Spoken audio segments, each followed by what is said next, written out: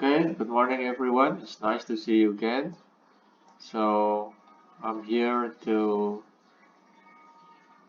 explain and help you with the reading sections of TOEFL paper-based test, the post test. Yeah.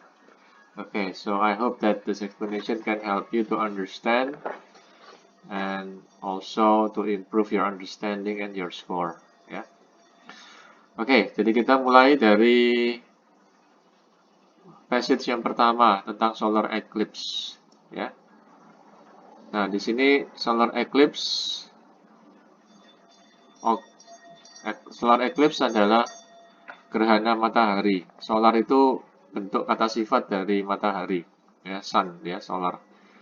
Occurs terjadi ketika bulan bergerak di depan matahari dan menyembunyikan setidaknya sebagian dari matahari dari bumi. Ya, jadi dan juga ada gerhana parsial. Ya, gitu. Oke ya, jadi untuk bacaan ini kira-kira artinya adalah gerhana matahari terjadi ketika bulan bergerak di depan matahari dan menyembunyikan setidaknya beberapa bagian matahari dari bumi. Dalam gerhana matahari sebagian, bulan menutupi sebagian matahari. Dalam gerhana anular, ya, bulan menutupi pusat matahari, meninggalkan cincin cahaya terang di sekitar bulan. Dalam gerhana total, matahari sepenuhnya tertutup oleh bulan. Itu adalah arti dari paragraf yang pertama dalam bahasa Indonesia. Tampaknya agak mustahil bahwa benda langit seukuran bulan dapat sepenuhnya menghalangi matahari yang sangat besar, seperti yang terjadi dalam gerhana matahari total. Tetapi inilah yang terjadi. Meskipun bulan memiliki ukuran yang jauh lebih kecil daripada matahari, tapi bulan mampu menutupi matahari karena jarak relatifnya dari bumi. Jadi jarak antara bulan dan bumi itu dekat sehingga sepertinya kelihatannya bisa menutupi matahari yang demikian besar. Gerhana total dapat bertahan hingga 7 menit. Nah, selama waktu itu bayangan bulan bergerak melintasi bumi dengan kecepatan sekitar 0,6 km per detik. Ya, jadi itu adalah arti dalam bahasa Indonesianya. Ya. Nah, kemudian nomor 1, bacaan tersebut tentang apa? Secara umum tentang apa? Ya. Tuh. Jadi bacaan tersebut tentang atau menginformasikan pembaca tentang gerhana matahari, ya.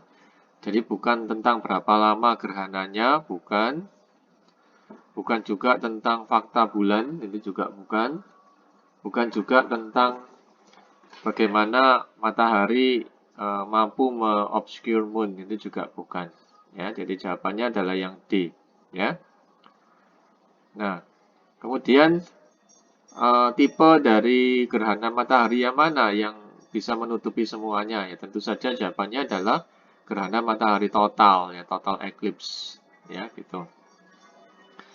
Kemudian yang nomor 3, cincin. Cincin dalam baris yang ketiga. Ya, cincin dalam baris yang ketiga itu sama dengan lingkaran. Ya, jadi di baris yang ketiga di sini ada kata cincin, ya, ring. Nah, ini artinya adalah lingkaran, ya, circle, ya, gitu. Kemudian celestial body, ya. Nah, celestial body adalah suatu tempat di langit, ya. Nah, itu celestial body, ya, di baris yang kelima, ya, gitu. Kemudian block out atau menutup, yaitu pengcover, ya. Nah, kemudian nomor 6, menurut bacaan, bagaimana bulan menutupi matahari selama gerhana matahari total, ya. Nah, jawabannya adalah yang A, ya. Jadi fakta bahwasanya bulan lebih dekat ke bumi, ya. Nah, daripada bulan ke matahari, ya, sehingga bulan sepertinya dapat menutup seluruh matahari karena jaraknya dekatnya dengan bumi, ya, seperti itu. Okay, so it's number 6 and then number 7. relatif. Relatif artinya dibandingkan atau komparatif. Kemudian nomor 8, ya. Nah, jadi bacaan tersebut menyatakan apa yang terjadi selama gerhana, ya.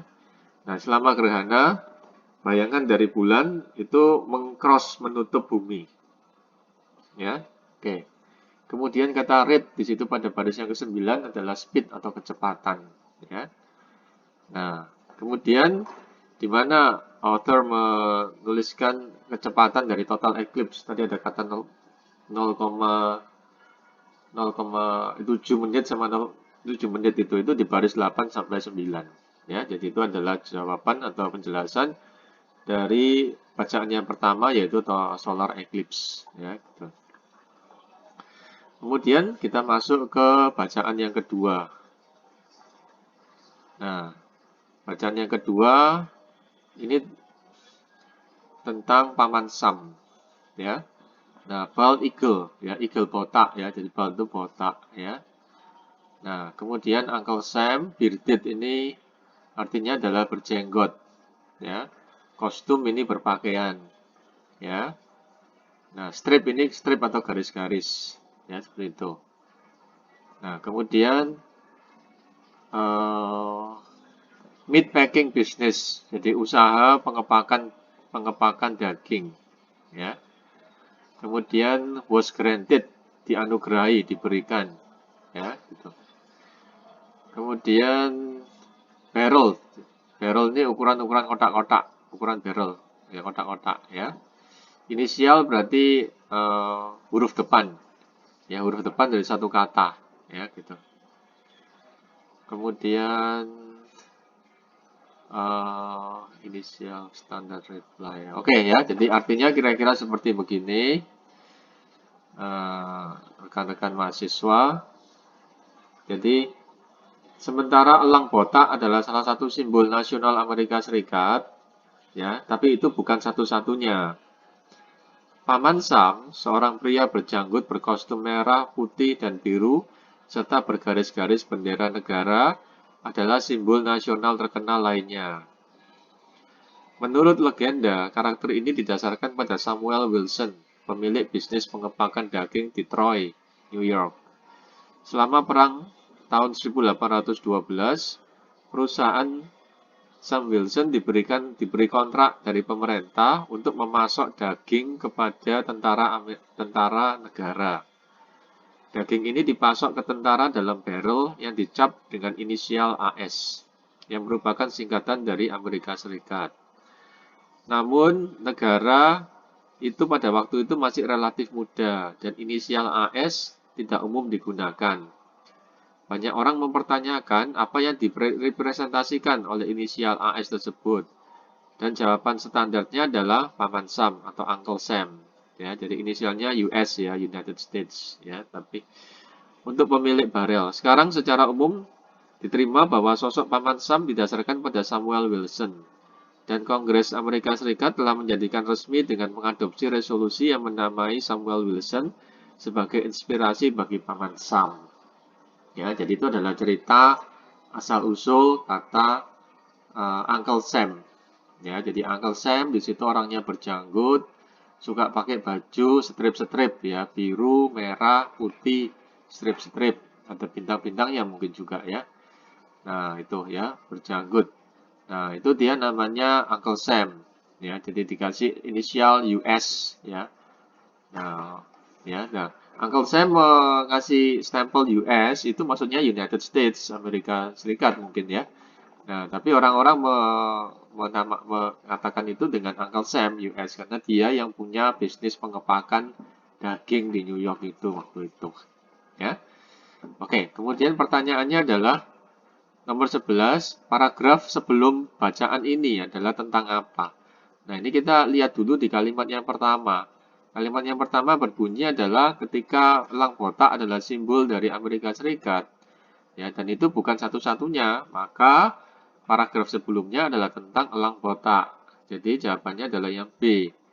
Ya, jadi bald eagle which symbolize the United States. Ya, gitu. Kemudian nomor 12, mana di antara frase di bawah ini yang paling sesuai untuk menjadi judul bacaan di atas, ya. Bukan Bald Eagle, bukan Symbol of the America, bukan Samuel Wilson, tapi adalah sosok Uncle Sam yang merupakan simbol dari negara, ya, gitu. Kemudian nomor 13. Mana dari pernyataan-pernyataan di bawah ini yang tidak sejalan dengan penampilan Paman Sam? Yang pertama, he wears facial hair. Nah, hair di sini adalah bukan rambut-rambut kepala, tapi hair di sini rambut tidak harus di kepala, ya. Tetapi rambut yang ada kita di jenggot itu juga namanya hair, ya. Nah, ini facial hair itu kan dikatakan tadi dalam bacaan bahwasanya Paman Sam itu berjenggot, ya. Dan itu adalah facial hair itu, ya. Jadi kalau cowok itu bentuk bentuk jenggot kumisnya itu macam-macam, ya. Nah, itu facial hair. Jadi dia pakai itu, ya. Jadi jangan salah arti. Hair di sini adalah juga termasuk yang jenggot itu, ya, gitu. Kemudian ada warna biru di clothingnya dia, benar, ya. Nah, sedangkan yang nggak ditulis adalah apakah dia itu botak, ya, jadi yang C, ya. Yang D ini benar, jadi pakaiannya punya strip-strip, ya, gitu. Kemudian yang nomor 14, kostum. Kostum adalah berpakaian, dress, ya. Kemudian yang nomor 15, Sam Wilson adalah pemilik dari bisnis apa? Ya, bisnis pengepakan daging, ya. Nah, kemudian nomor 16, di granted artinya apa? Diberikan, given, ya. Kemudian menurut bacaan, ya, apa yang ada di dalam barrel yang distempel kata US itu? Nah, karena di sini perusahaannya adalah pengusaha pengepakan daging untuk mengirim para tentara, berarti isinya adalah makanan untuk para tentara, B, ya. Kemudian kata inisial artinya adalah huruf pertama suatu kata, itu inisial. Kemudian kata official nomor 19 itu artinya adalah resmi atau authorized, ya, gitu. Jadi bukan profesional, bukan dutiful, yaitu penuh tugas tanggung jawab, atau accidental kebetulan, bukan, ya. Jadi yang jawabannya adalah resmi, itu official atau authorized, ya.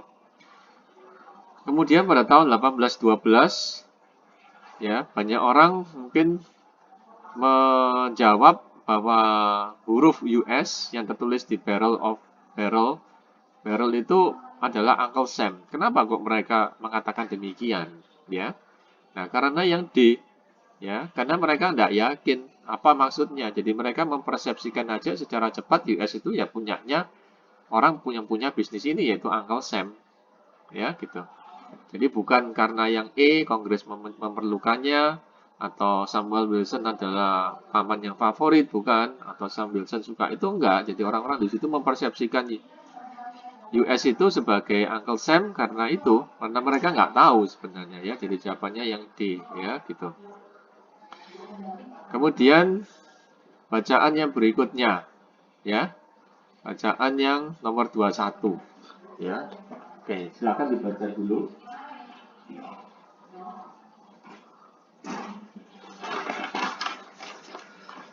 Ya, desert itu adalah padang pasir. Ya, vegetation itu tanaman-tanaman. Ya, rainfall curah hujan. Hardly true.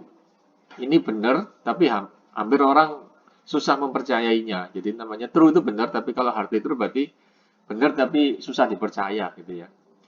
Kemudian formasi dan sebagainya. Rolling Hills, Jack Cliff, and nah seperti gitu, ya. Nah, kemudian artinya dalam bahasa Indonesia, gitu ya.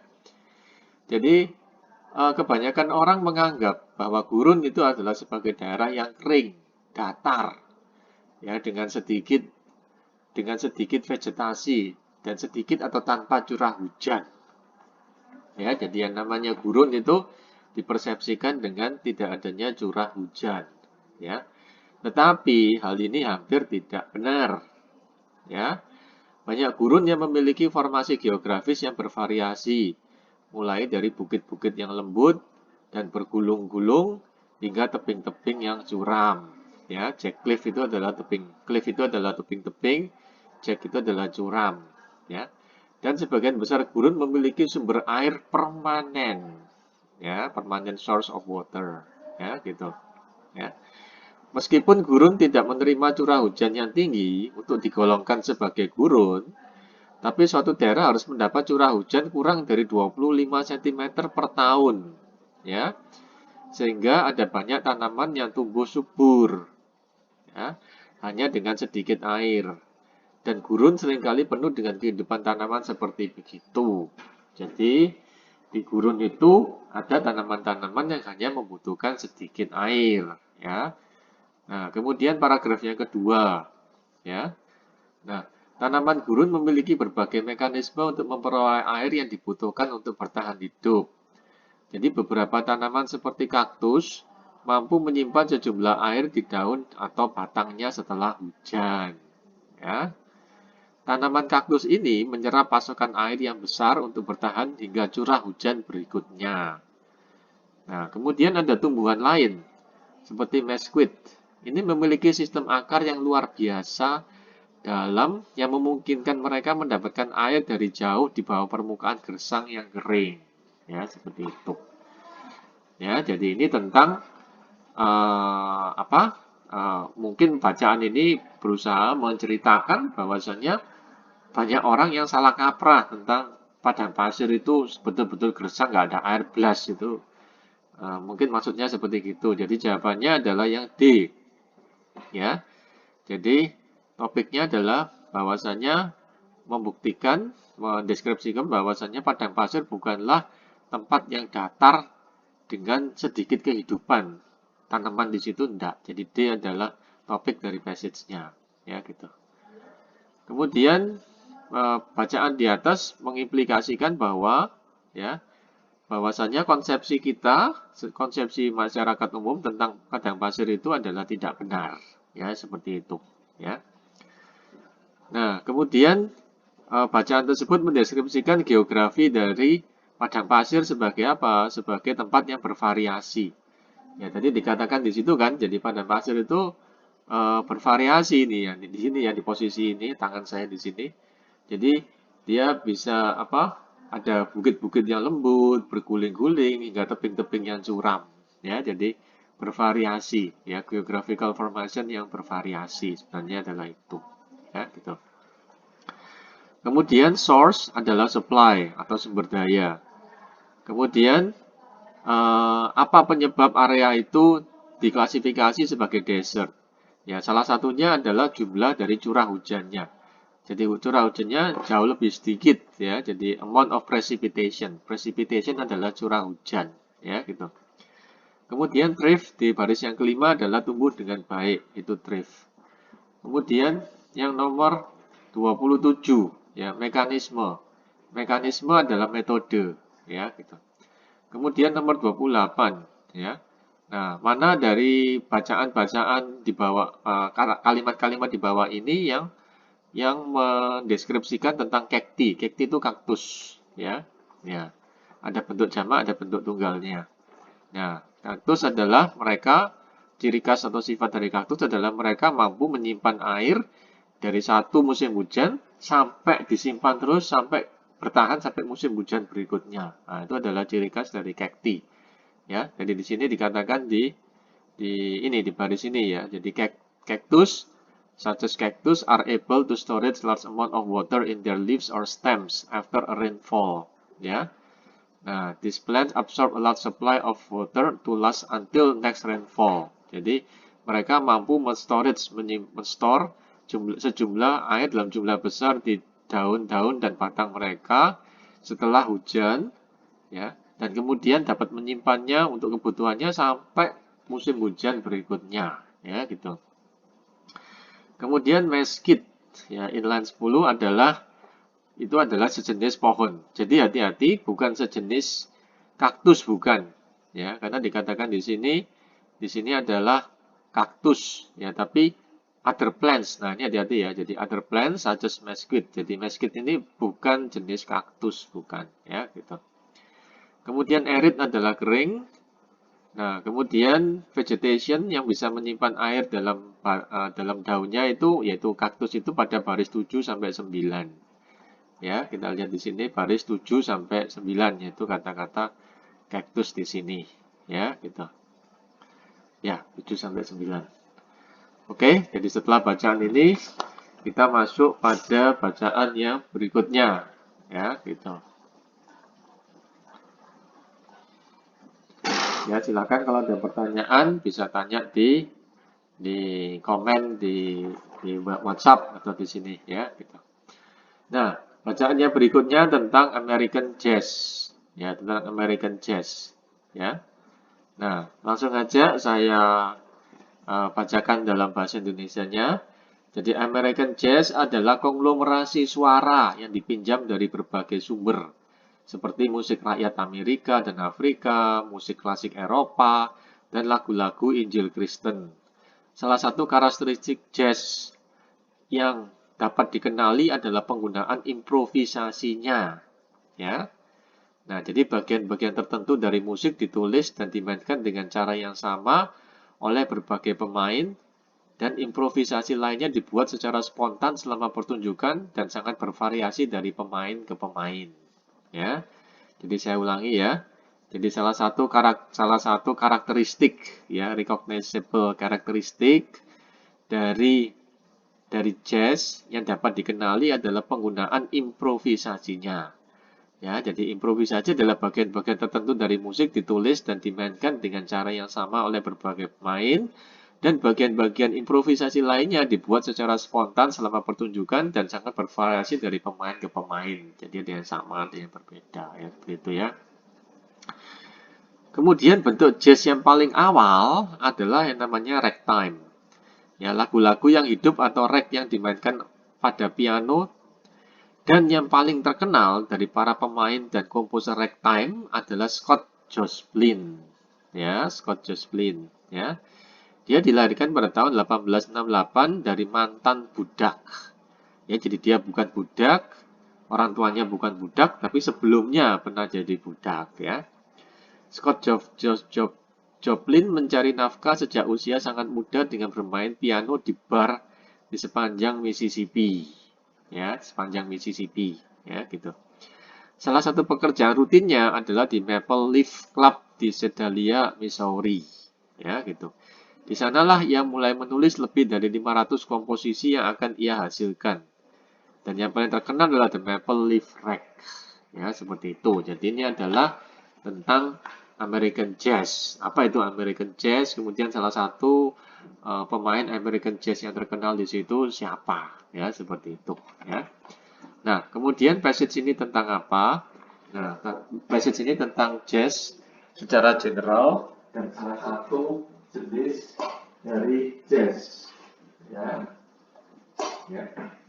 Jadi bacaan ini tentang jazz secara umum, yaitu di paragraf yang pertama dan salah satu tipe spesifik dari jazz. Ya, di situ ya. Nah, ini jazz di sini bukan rokok jazz atau mobil jazz bukan ya. Nah, kemudian konglomerasi. Konglomerasi adalah gabungan, ya, mixture, ya, gabungan, ya, gitu. Kemudian adalah improvisasi. Ya, improvisasi itu berarti make up music selagi mereka bermain, ya. Jadi make up music, ya, selagi mereka bermain itu improvisasi, ya. Gitu. Kemudian menurut bacaan tersebut ragtime itu dulunya seperti apa? Nah, ragtime menurut bacaan adalah jenis yang pertama dari jazz. Ya, jadi ragtime di sini adalah jenis yang pertama dari jazz. Tulisannya ini the earliest form of jazz was ragtime. Ya, gitu.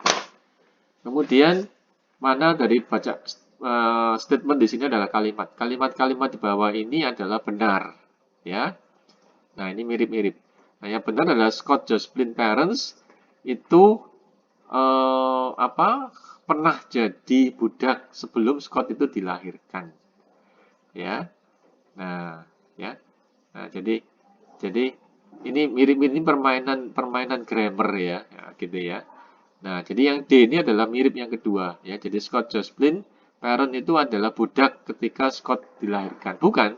Jadi dia saat Scott dilahirkan dia bukan budak. Jadi sebelumnya itu, sebelum Scott dilahirkan dia itu budak. Jadi had been ya, had been budak sebelum Scott dilahirkan. Jadi budak berhenti Scott lahir gitu ya. Tapi kalau yang D ini Scott budak Terus Scott itu lahir, ya, gitu ya. Kemudian living, ya, di baris yang ke-8. Ini kita harus lihat konteksnya. Scott Joplin mencari uang, ya, earn his living. Ini earn his living ini satu kesatuan, yaitu mencari uang. Jadi living sini adalah uang, ya, gitu. Oke, itu yang tentang musik jazz, ya.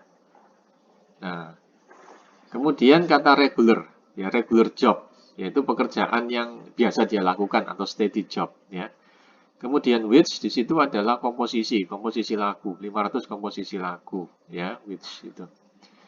Kemudian Scott Joplin itu terkenal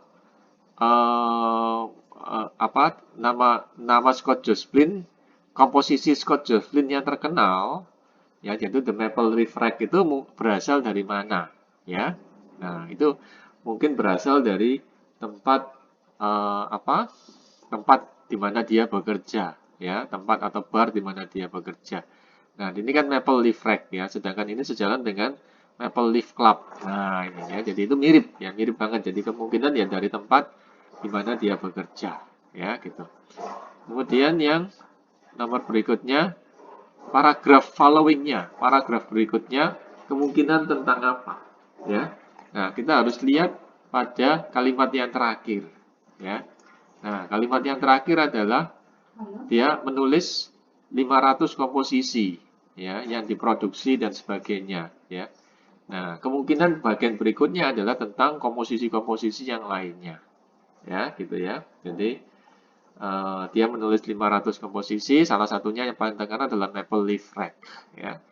Jadi paragraf berikutnya kemungkinan tentang komposisi-komposisi yang lain. Jadi bukan tentang tempat di Missouri, bukan klubnya, tapi bukan dengan hidupnya, tapi tentang ini. Karena ini yang paling berkaitan yang ditulis pada kalimat yang terakhir. Ya, okay, thank you. So maybe I hope that my help can help to improve your understanding. You can also improve your score.